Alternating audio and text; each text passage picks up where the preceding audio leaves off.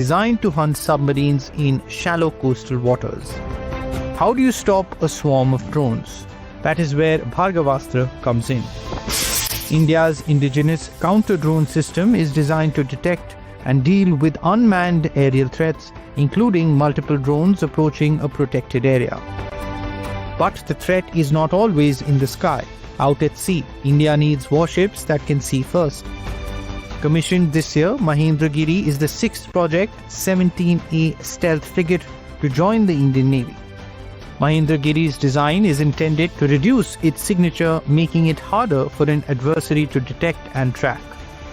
Developed by the Aeronautical Development Establishment, Rustam is an indigenous family of medium-altitude, long-endurance unmanned aerial vehicles developed for the Indian Armed Forces. Commissioned in July 2026 at Karwar, INS Malwan is the second Mahi-class anti-submarine warfare shallow watercraft to join the Indian Navy. Built by Cochin Shipyard, the vessel has more than 80% indigenous content, a sign of how much of the technology and engineering behind India's naval capability is now being developed and integrated at home.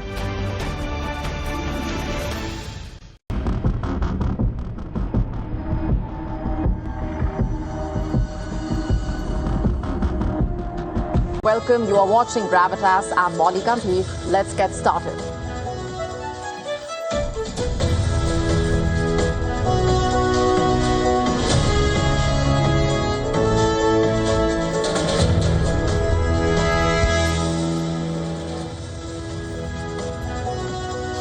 Donald Trump has angered Iran with a map declaring the Strait of Hormuz as US territory.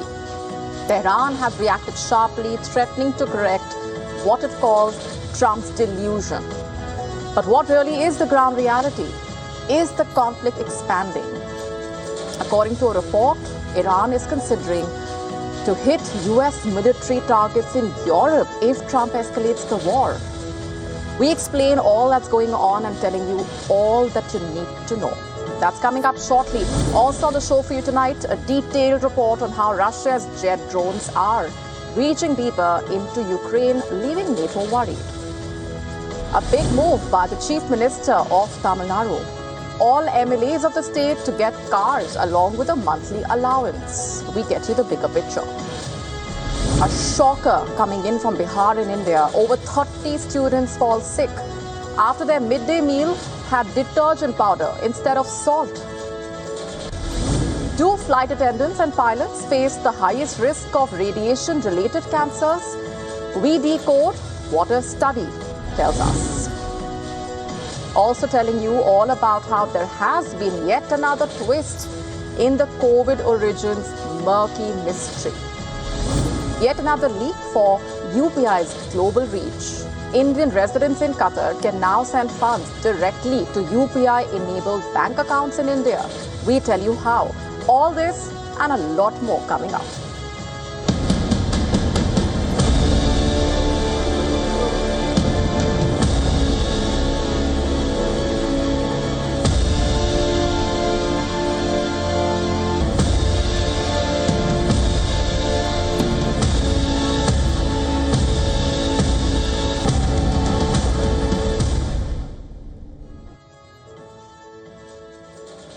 Iran right now is on a mission. It wants to fix Donald Trump's delusion. From exchanging strikes to exchanging warnings, heated attacks and rhetoric, the war of words between Iran and America has now become a war of maps. And it's a war that could be on the brink of expanding. All that it would take is one trigger. Once again, the threat of the Iran war jumping continents and spilling over is back. NATO is all geared up, it says. According to the Financial Times, Iran is considering attacking US military targets in Europe if US President Donald Trump escalates the war in West Asia. In fact, NATO is not taking this lightly. It has taken note. It has reacted, saying that it was prepared to address any threat. Iranian forces reportedly had assessed potential strikes on US military targets in southeastern European countries, reportedly including Bulgaria, Cyprus, Cyprus, where a British air base was hit by a drone in March, remember, also reportedly being considered among the potential targets in the event of a renewed US offensive. But then will that happen is also the big question right now. Remember earlier, Iranian military officials have reportedly warned that any military base used to launch attacks against Iranian territory could be considered a target. So if that is indeed what's been brewing behind the scenes in Iran, what exactly is Trump's game plan? What's brewing there? So far, he has tried a mix of several tactics, approaches, so much so that it's difficult to actually predict what comes next, just like anything in a way related to Donald Trump. But what he is clear about right now, at least, is that the Strait of Hormuz is a part of America. We are not making this up. He's put out a map. Trump and Iran, in fact, have engaged in that tussle over their own versions of maps. While Trump used a series of Truth Social posts to assert US control over the strategic waterway and rule out any immediate talks with Iran. He first shared an image on Truth Social showing a map of the Strait of Hormuz under the banner New US Territory, appearing to reinforce his recent remarks that he wanted the waterway formally declared US territory. Iran did not mince any words, and it hit back. The Iranian deputy foreign minister dismissing Trump's depiction as a quote-unquote delusion, warning that Tehran would either see it corrected or correct the delusions itself. Iranian foreign minister meanwhile claimed that Tehran had prevailed both on the battlefield and at the negotiating table, saying America had originally sought Iran's surrender but had failed to achieve that objective. So a lot of rhetoric as well. That's not all. The Iranian consulate in Hyderabad posted a map of the United States with California highlighted under the words New Territory of Islamic Republic of Iran. Why California, you ask? One possible reason, California is reportedly home to the largest Iranian American population in the United States. Basically, the largest population of Iranian immigrants in the United States calls California home, reportedly. But whatever happened to Trump's grand statements back then, declaring he did not even need the Strait of Hormuz? From that to now, declaring the strait new US territory, he has come a long way, and that perhaps makes this the latest addition to that growing long list of U-turns taken by the US president. It's hard to even map out his moves and U-turns by now. But the thing is, these maps, this exchange of rhetoric, all of this does not change the things on the ground. What is the ground reality? No change there, really. Negotiations over reopening the Strait of Hormuz remain stalled. Prospects for renewed talks between Iran and America have dimmed. Trump even said on Tuesday, remember, that there were no talks or conversations going on or scheduled with Tehran. Amid these developments, a fresh threat of escalation came in. In fact, the region witnessed a situation that brought it closer to a Turkey-Israel war, according to Trump's Turkey and Syria envoy.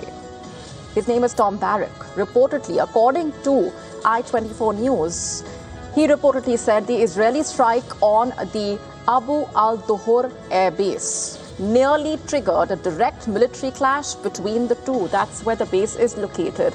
In fact, this is the latest that unfolded about 24 hours ago. And now, reportedly, according to him, the Turkish forces did not know that Israeli aircraft were on their way to this specific Syrian base that we are talking about. According to him, nor did they know what their objective was. Therefore, he said they might have decided to scramble their own fighter jets, believing they themselves were under attack. He added yesterday's events were serious and worrying.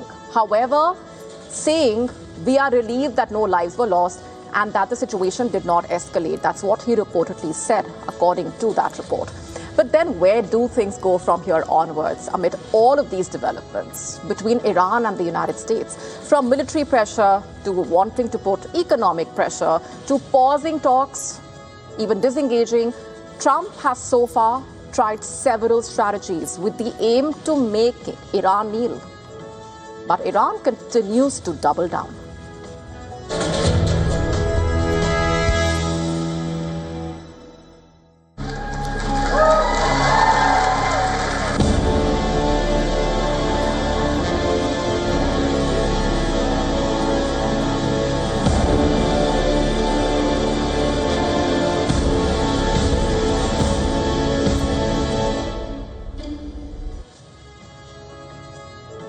So at a time when success continues to elude US President Donald Trump on the Iran front, trouble is reportedly brewing closer home. According to Trump's biographer, Melania Trump is locked in a secret power struggle with her husband's special and executive assistant, Natalie Harp, reportedly. First, take a look at these images. Whether it is at White House events or on the Air Force One jet, Harp has been a constant presence besides Trump in the last few months. What added to the speculation, the intrigue in a way, was that she was among the few people who reportedly joined Trump inside the military jet while leaving Turkey. And reacting to that, by the way, the White House press secretary even told the New York Times that Harp is one of the most loyal and hardest working aides on Trump's team. It was pointed out by some people that the US First Lady has been rarely photographed with Trump in recent times. For instance, Melania Trump skipped high-profile gatherings, including a memorial service in Washington for the late Senator Lindsey Graham, and the White House Correspondents' Dinner as well. She was last seen publicly along with Trump at the FIFA World Cup final just about a month ago. According to the Daily Beast, the US First Lady was seen in public 47 times in 2025.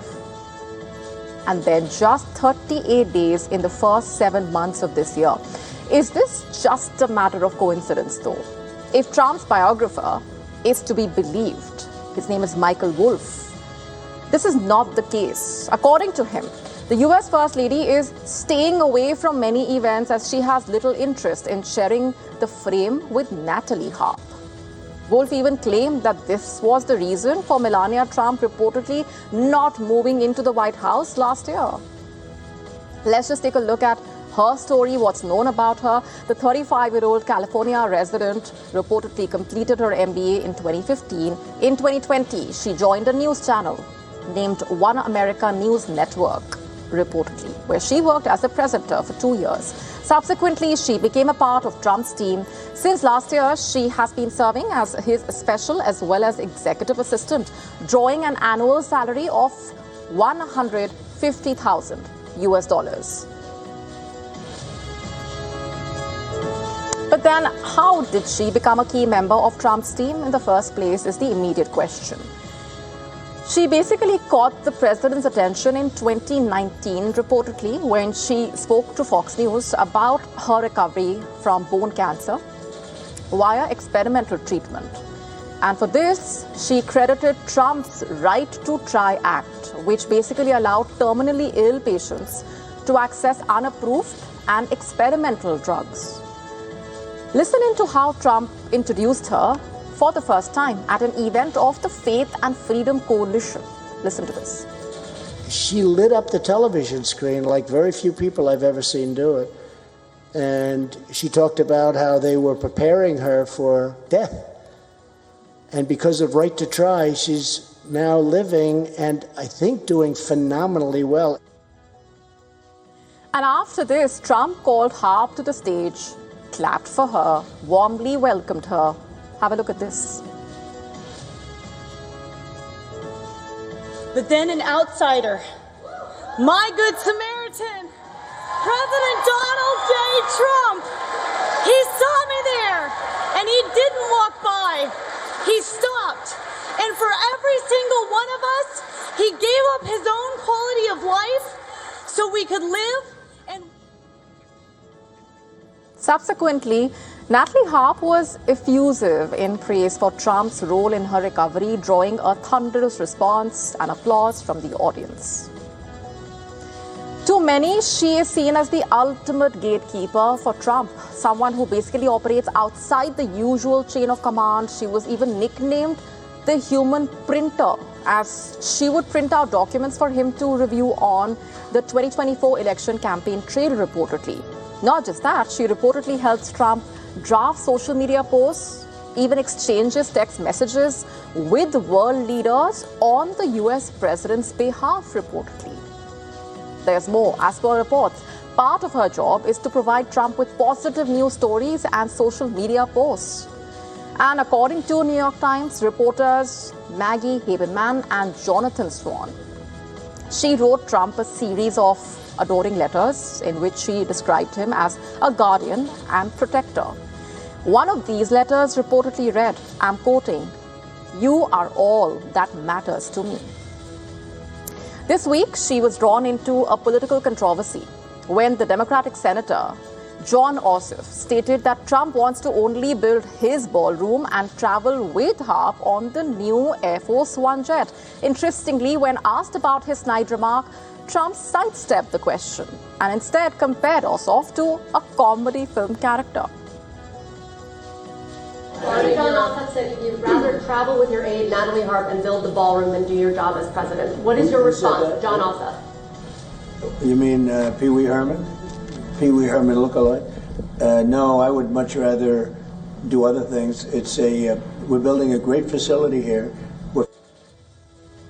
While all this remains a matter of speculation, Ossoff's remarks have heightened speculation about the alleged rift in America's power corridors. Shifting focus now to the other battlefield, Ukraine is facing a new kind of air assault. Russia is sending faster drones deeper into Ukrainian territory, while missiles and glide bombs attack at the same time. The danger is no longer about one weapon. It's about whether Ukraine can actually keep enough air defenses ready for the next phase, the next wave. Now, Moscow is also warning London of consequences for arming Ukraine with weapons which are striking Russia. Our next report decoding all of this and taking a look at the escalating war and the rhetoric.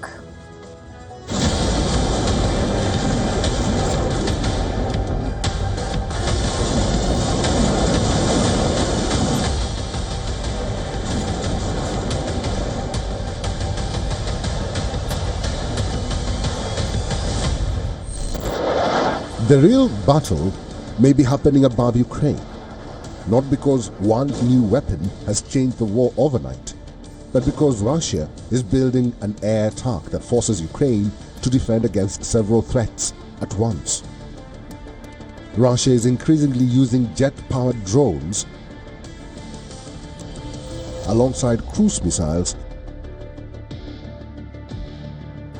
ballistic missiles, and glide bombs. One of the latest Russian jet drones reportedly flew around 900 kilometers from Crimea into western Ukraine. A faster jet-powered drone reduces the reaction time of the defenders. And Russia is not sending them alone. Missiles arrive alongside the drones. Glide bombs are hitting Ukrainian positions together. They create a difficult situation for Ukrainian commanders.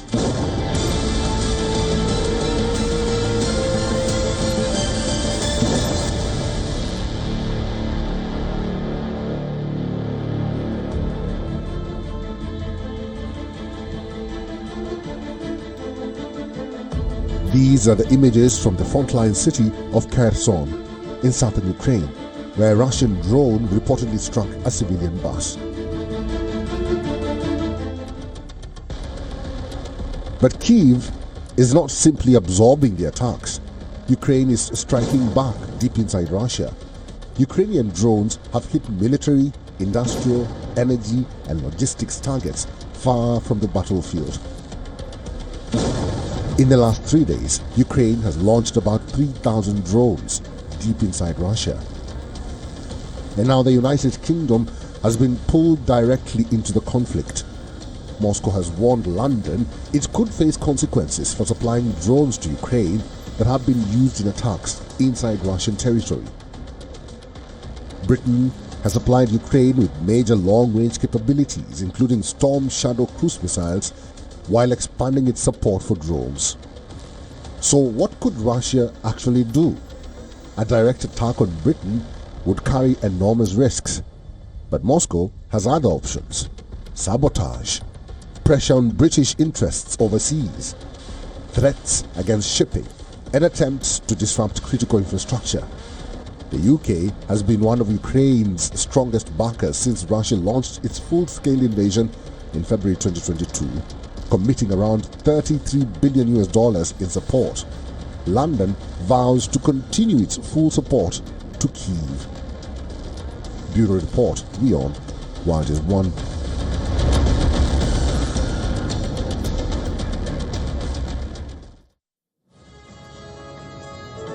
Time now to take a quick look at the global headlines at this hour, taking you around the world in 120 seconds. At least 9 people killed and 6 others injured after a massive fire broke out at a hotel in Kolkata's Mirza Ghalib Street. The state government forms a special investigation team to probe the blaze. 3 people were killed and 3 others were critically injured after a truck exploded while it was being refilled at a CNG station in northwest Delhi's Tehran. Ukraine and Russia exchange 103 prisoners of war each, freed Ukrainian servicemen welcomed by relatives and military officials. Palestinians carry bodies and wounded people after an Israeli strike on the municipal police headquarters in Gaza City killed 7 people and wounded at least 22. France recorded 1,243 excess deaths between July 3rd and July 22nd when the country was hit by heat waves as part of southern Europe's endured another record-breaking period of extreme temperatures.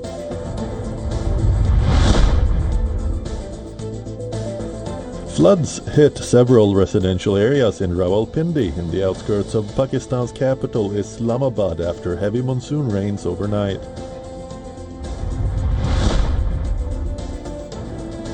French astronaut Sophie Adenau embarks on a historic mission aboard the International Space Station, becoming the first French woman to perform a spacewalk alongside NASA astronaut Anil Menon.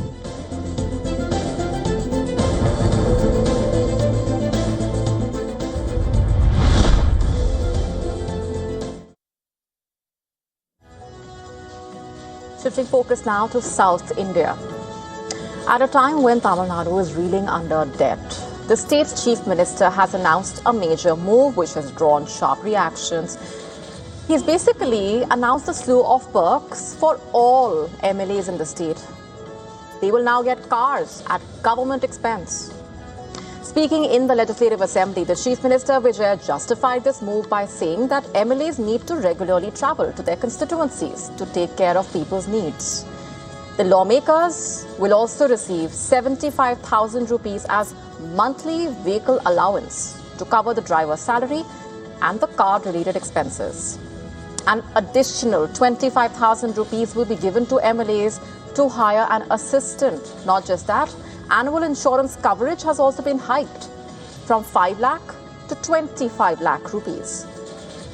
The Chief Minister's announcement received a warm welcome by legislators, of course. In fact, the TVK MLA Sindhu broke into an MGR song in the Assembly to thank the Chief Minister, who was then seen smiling while other legislators thumped their tables in approval.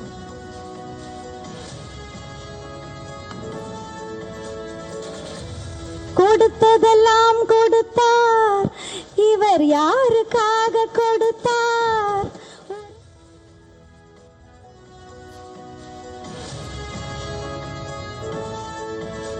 Now, these perks have been announced after the VCK MLA basically raised the issue of logistical support for legislators in the ongoing assembly session, highlighting that many first-time legislators who come from financially modest backgrounds frequently rely on minivans or public buses, which limits their grassroots engagement.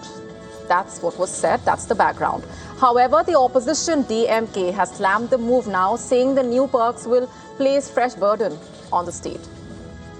Early this year, in fact, the government had tabled a white paper on the state's finances under the previous DMK government.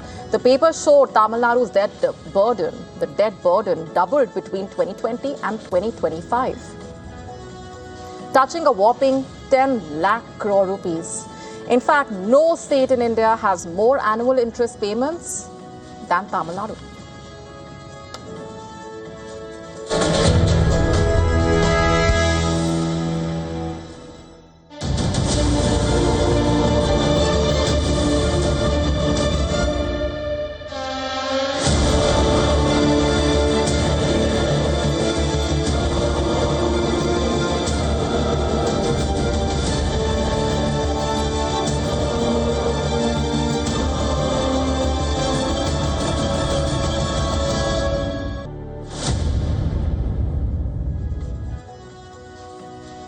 China may be preparing for a new kind of confrontation with America in the South China Sea. One where machines, not soldiers, could form the first line of defense. Let's tell you what this is about. A Chinese military proposal basically envisions disputed islands surrounded by autonomous drones machines that could detect, disrupt, and even attack hostile forces. Basically, think of it like a security fence, but made up of robots, that too at sea. Instead of soldiers watching every direction, drones in the air, on the water, underwater, would work together to spot just about anything approaching. Chinese researchers have proposed connecting these drones with military installations on islands and reefs. The main reason behind this move, reportedly, is that modern warfare is increasingly showing that cheap drones can pose a serious threat to expensive military hardware. For example, Iran's low-cost Shahid drones. The Chinese proposal would also reportedly move away from the traditional military kill chain as such, where essentially one system detects a threat, passes the information to another, which then decides how to respond. Instead, China is looking at a closed-loop network. Think of it like a football team, where every player can see the entire field and almost instantly share what they see. So if one player is taken out, for example, the others can keep playing. Here, aerial drones could scan the horizon. Surface drones could watch the approaches very closely. Underwater vehicles, meanwhile, could patrol shallow waters and reef channels. AI could then help make sense of all of that information, identifying what might be a threat, even if communications are disrupted. Imagine this. The proposed defense would work in 3 layers. Let's break it down. The outer layer would spot threats at a distance and potentially attack them with missiles or torpedoes. The middle layer, meanwhile, could use electronic warfare, in simple terms, trying to jam or confuse an enemy's communications and electronics. And the inner layer would act as the final shield, using uncrewed surface vehicles, suicide drones, uncrewed underwater vehicles against anything that gets through. The larger picture here is quite clear. China is exploring how warfare could become increasingly autonomous. So if this proposal ever becomes reality, some of the South China Sea's most contested outposts could look less like traditional military bases and more like robotic fortresses, constantly watching, sharing information, and responding with far fewer Chinese personnel in harm's way.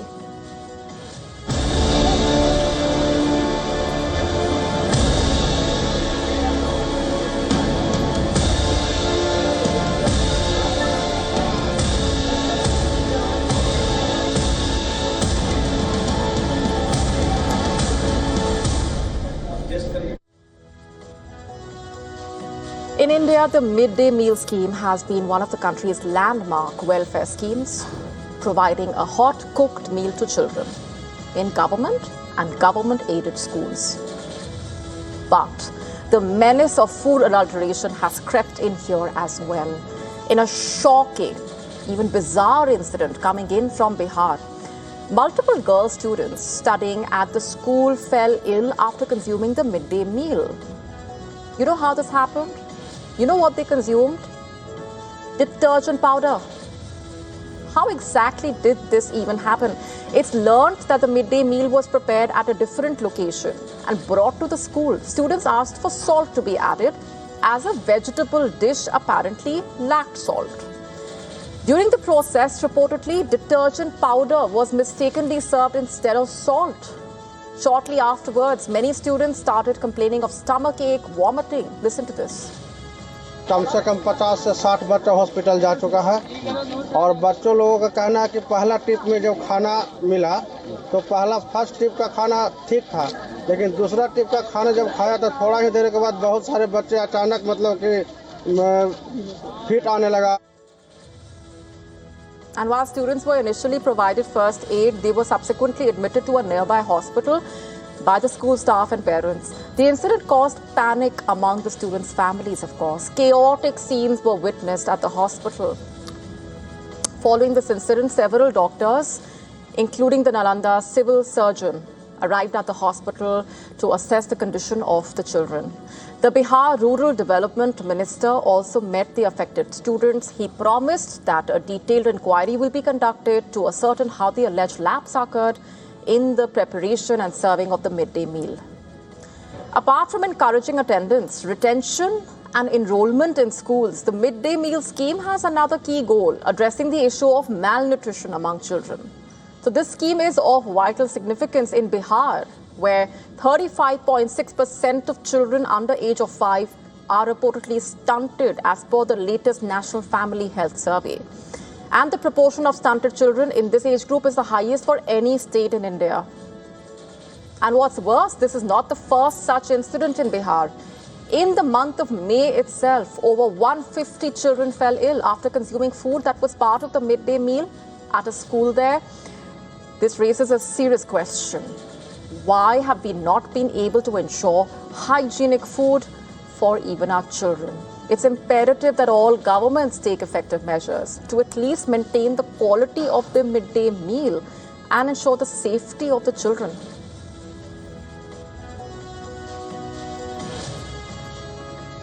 Shifting focus, US Ambassador to India is in Jammu and Kashmir for his maiden visit. He arrived in Srinagar, kickstarting a 2-day diplomatic tour of Jammu and Kashmir and Ladakh.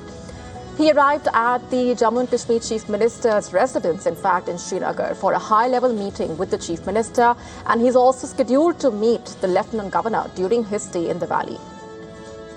He described the Union Territory as an important and beautiful part of India after meeting the Chief Minister in Srinagar. Here, as everybody here knows, I'm the U.S. Ambassador to India, and this is an important part of India, and so I'm here visiting for the first time. It is an incredibly beautiful place, and so I'm thrilled to be here, thrilled to see this place.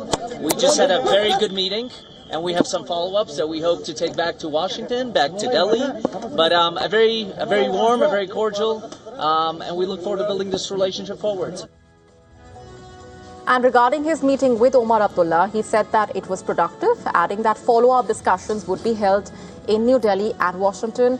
The Jammu and Kashmir Chief Minister, meanwhile, also described the meeting as very good, saying the discussions focused on India-US ties. He added the two sides also discussed legacy issues, with the Chief Minister expressing hope that relations between the two sides would grow further. On the US travel advisory for Jammu and Kashmir, the ambassador said he could not make any major announcement at this stage, but he said the centre and the Jammu and Kashmir Chief Minister have taken significant steps to improve security and indicated that the advisory should be downgraded. The ambassador was also seen enjoying a shikara ride at Srinagar's iconic Dal Lake after his meeting with the Chief Minister. The optics was simply hard to miss. Observers, in fact, call this a strong visual message sent out by the US envoy on Jammu and Kashmir's tourism and security.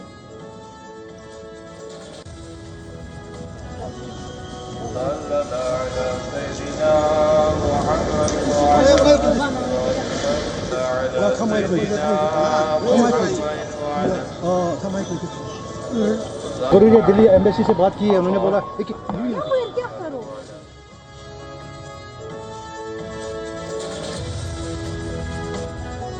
The ambassador is also scheduled to meet His Holiness the Dalai Lama on the 21st of August in Ladakh during his ongoing visit there.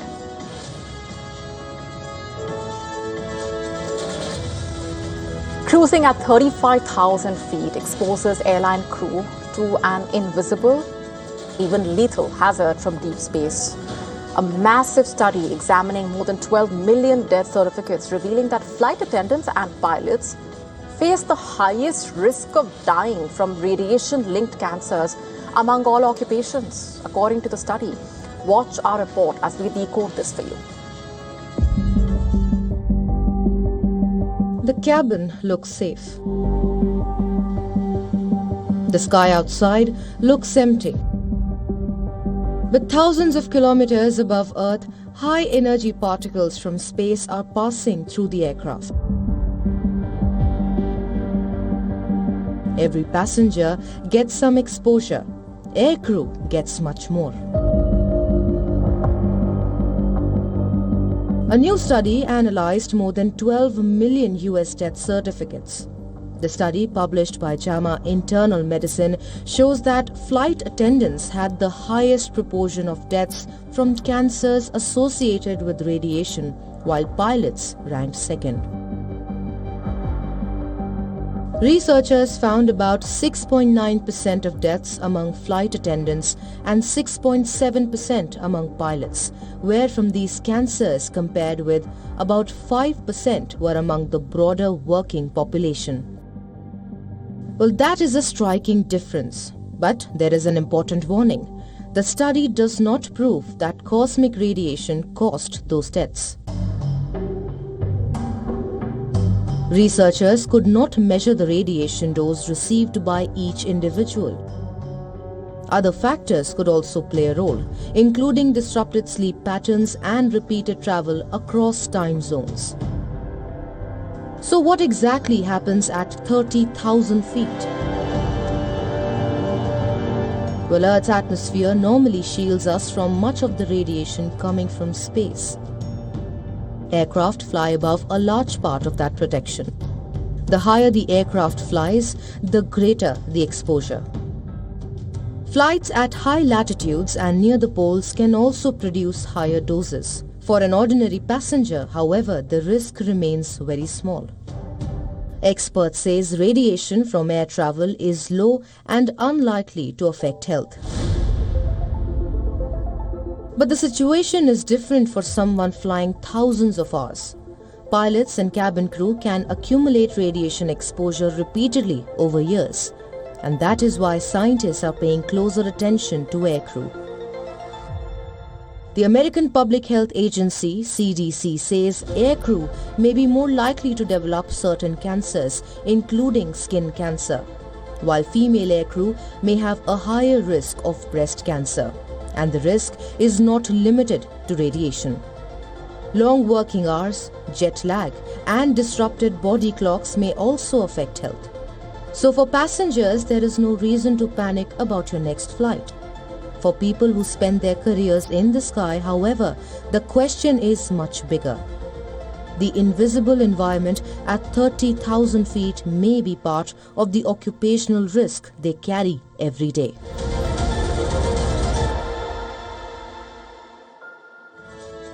Before we go on any further, a quick look at what else is lined up for you on the show tonight.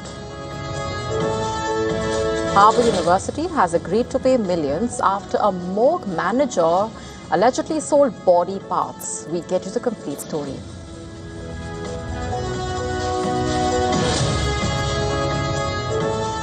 Five theories of ticklishness were tested. The one that was proposed by Darwin won. We tell you what researchers have found. All this and a lot more coming up.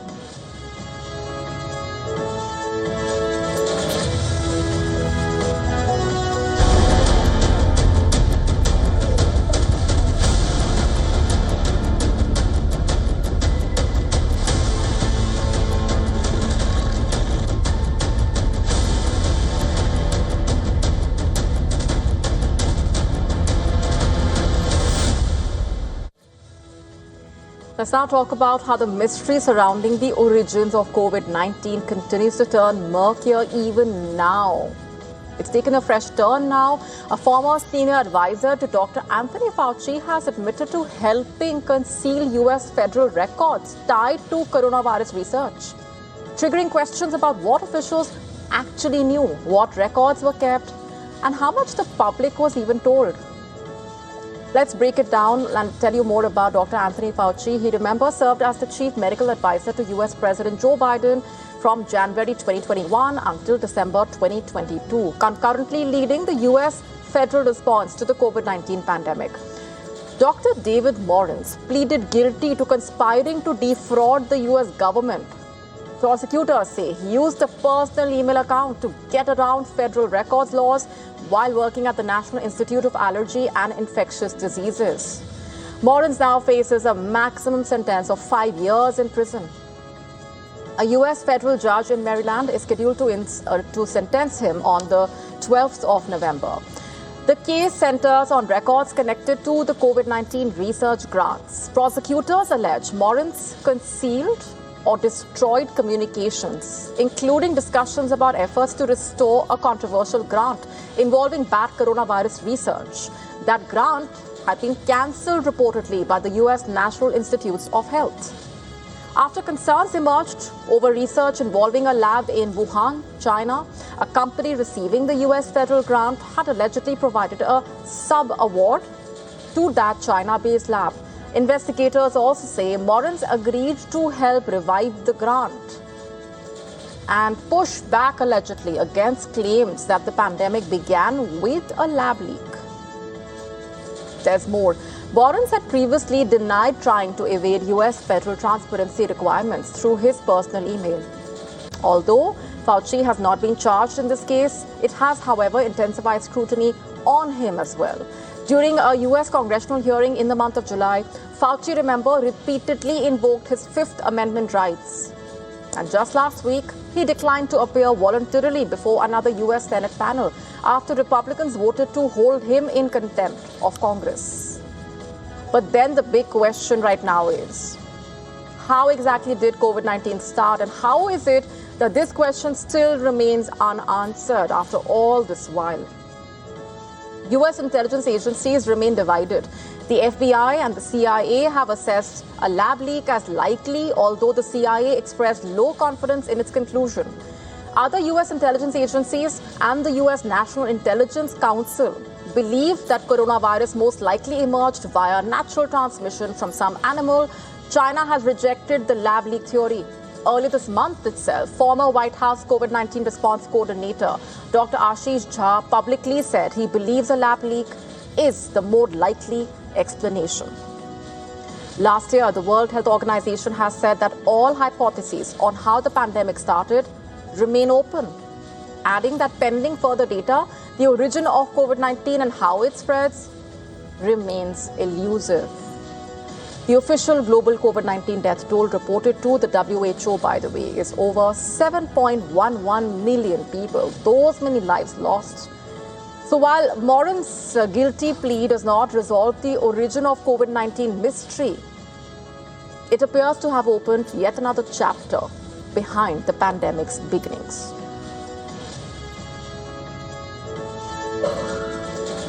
Let's now talk about how the spirit of China's old economy is facing a crisis. One of the clearest signs is emerging from a bottle.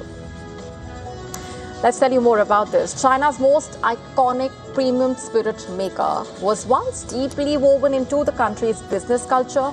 Its liquor was a staple at corporate and government banquets. Used to build relationships as well, celebrate deals, seal agreements, so on and so forth. Its importance went far beyond the drinks market, by the way. Its stock became, in a way, a bellwether for China's economy and consumer confidence. And from 2020 to 2023, it was the largest listed company in mainland China by market value, according to Wind information data. But China, that made it a market giant, that China is changing. The property boom has faded. A lot has changed. Business investment is slowing. Beijing's anti-corruption campaign has curbed the kind of lavish official corporate spending that once supported premium Beijing. At the same time, China is trying to move from a property and infrastructure-driven economy to a technology, AI, and advanced manufacturing. So that shift is changing not just where money is being invested, but also how businesses operate and spend money. Motai's recent profit decline, therefore, matters less as a company-specific setback and more as a signal perhaps of a broader economic transition. And the most striking part of this transition is what is replacing the old economic symbols in a way. Chinese investors are increasingly looking towards semiconductors, artificial intelligence, and other tech companies for the next phase of growth. Memory chip maker CXMT, for example, has already surpassed Moutai by a wide margin in market value. Moutai still has enormous brand power, strong profitability, a loyal investor base, but its changing fortunes capture something bigger perhaps. China's economic engine is being rewired from property, traditional consumption and business banquets towards technology, it seems. Also innovation and global competitiveness.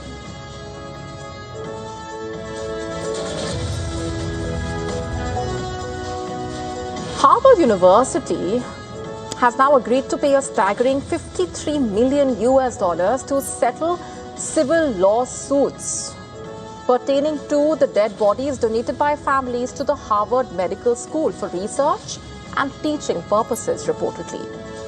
But a big scandal unfolded from 2018 to 2020.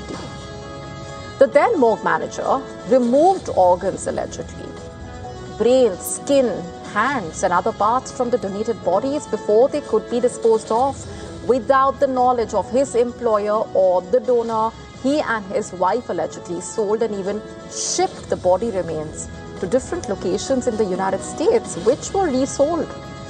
In December last year, Lodge was sentenced to 8 years in prison, whereas his wife got a 1-year jail term.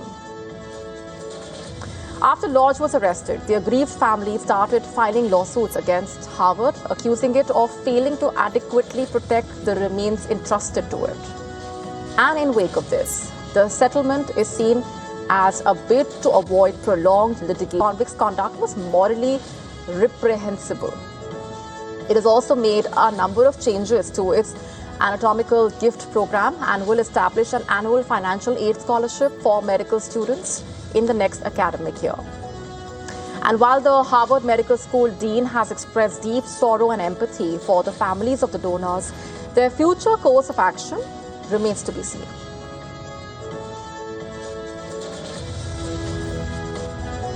Are you ticklish? If yes, to what extent? Are some parts of your body more prone to ticklishness? Let's tell you why we're asking you this. Charles Darwin, best known for his theory of evolution, may have also solved a mystery, the mystery that has puzzled people for centuries. Why some parts of our bodies are more ticklish as compared to others. A new study now suggests that Darwin's 150-year-old idea about tickling might have been correct all this while. Basically, Darwin suggested that areas of the body that are not frequently touched could be more likely to cause a tickling reaction. And he had proposed this idea way back in 1872 in his book, The Expression of the Emotions in Man and Animals. And now scientists from a university in the Netherlands have studied 450 people from China, the Netherlands and Greece. The participants were asked about their tickling experiences and to mark the parts of their bodies where they felt the most ticklish. The researchers tested multiple theories, including thinner skin, also higher nerve density, the protection of vulnerable areas and pleasure. They even tested the idea proposed by Darwin. And the study found that the neck, armpits, abdomen, and soles were among the most ticklish areas. With partners, the inner thighs, the groin, also ranked high. Consequently, Darwin's theory had the strongest support. Researchers suggest that areas touched less often may become more ticklish over time, though the exact reason remains unclear. The researchers suggest a feedback loop of sorts. Areas that are rarely touched may become more ticklish, so people avoid touching them even more. Though the mystery is not completely solved as of now, the findings give stronger scientific support to Darwin's old idea. But researchers say the bigger question as to why humans evolved to be ticklish in the first place remains unanswered.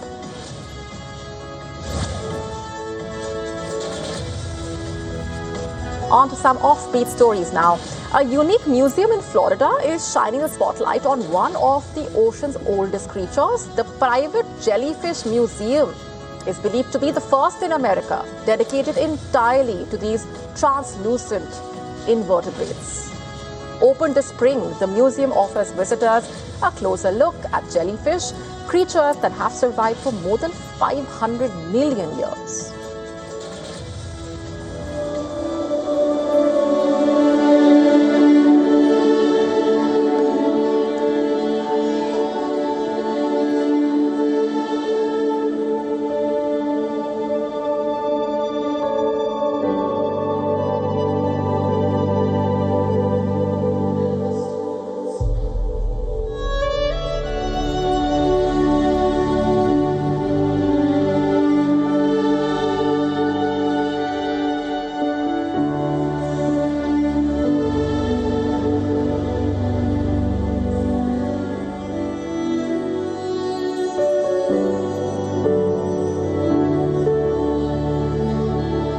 Biggest idea here to leave people with the feeling that they know something more about the population of jellyfish, because so far we know about like around 4,000 different species that can be called a jellyfish.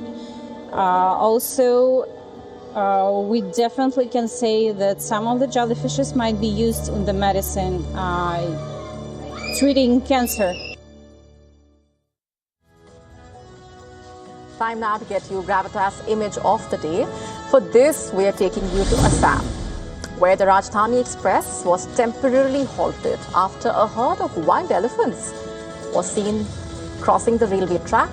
The incident highlighting the importance of coordination between forest and railway authorities in preventing human-wildlife conflict.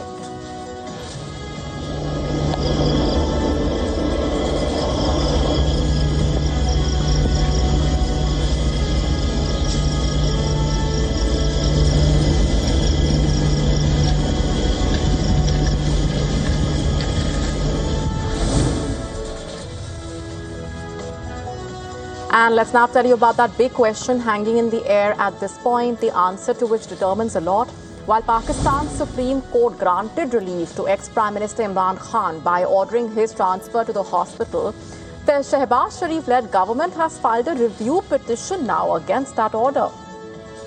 So the big question right now is, will this last-minute move delay Khan's release from jail, or will the court stand its ground, and what happens here onwards?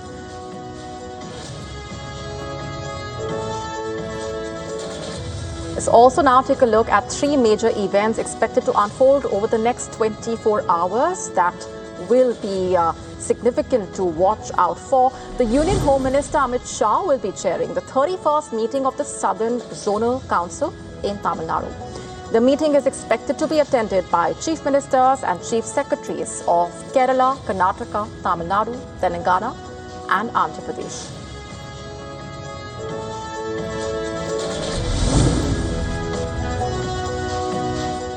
The Chinese foreign minister will be meeting the South Korean president in Seoul. They will discuss the future direction of bilateral ties amid America's overture to North Korea.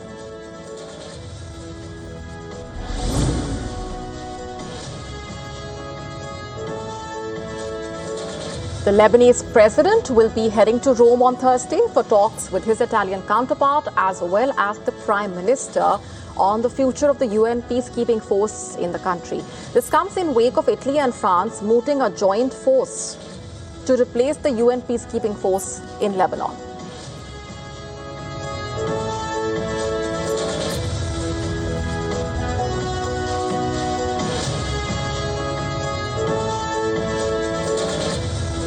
On that note, it's a wrap on this edition of Gravitas tonight. This is me, Molly Gambhir, signing off.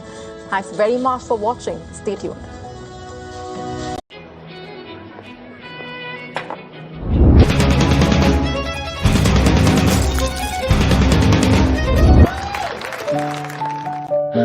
No matter what your day throws at you, stay in the spa state of mind with the coolest spa at home.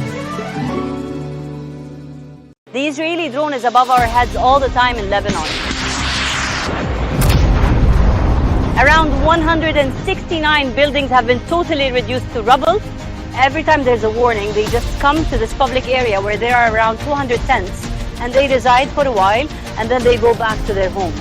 Some of the Lebanese people enjoying their times, and some others forcibly displaced. From the southern suburb of Beirut, I'm Radi Francis for WION The World is One.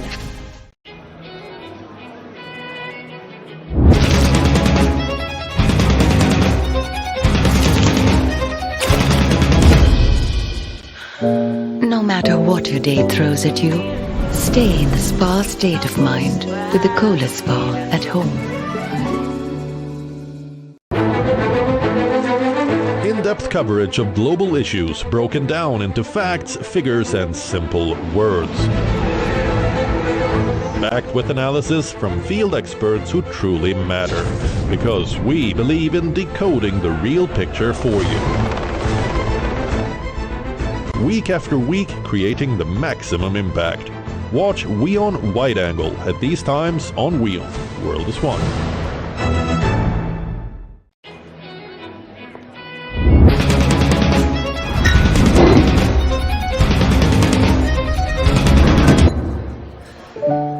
No matter what your day throws at you, stay in the spa state of mind with the Kohler Spa at home.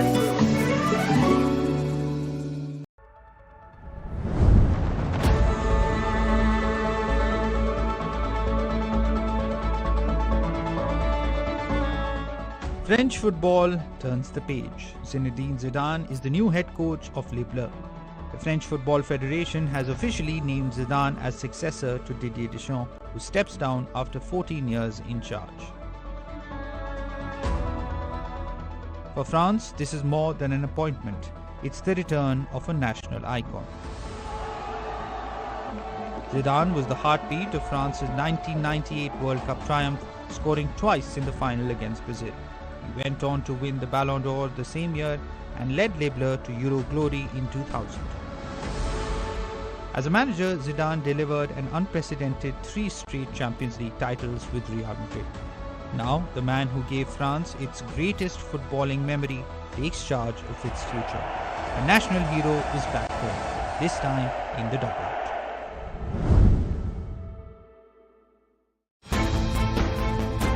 In the last 12 months, India's defense technology has taken some big steps forward. INS Mahendragiri is bringing stealth, sensors and networked systems to the sea. Rustam is giving the forces an unmanned eye that can stay aloft for hours. And INS Malwan is designed to hunt submarines in shallow coastal waters. How do you stop a swarm of drones? That is where Bhargavastra comes in. India's indigenous counter-drone system is designed to detect and deal with unmanned aerial threats, including multiple drones approaching a protected area. But the threat is not always in the sky. Out at sea, India needs warships that can see first. Commissioned this year, Mahendragiri is the 6th Project 17A stealth frigate to join the Indian Navy. Mahendragiri's design is intended to reduce its signature, making it harder for an adversary to detect and track. Developed by the Aeronautical Development Establishment, Rustam is an indigenous family of medium-altitude, long-endurance unmanned aerial vehicles developed for the Indian Armed Forces. Commissioned in July 2026 at Karwar, INS Malwan is the 2nd Mahi-class anti-submarine warfare shallow watercraft to join the Indian Navy. Built by Cochin Shipyard, the vessel has more than 80% indigenous content, a sign of how much of the technology and engineering behind India's naval capability is now being developed and integrated at home.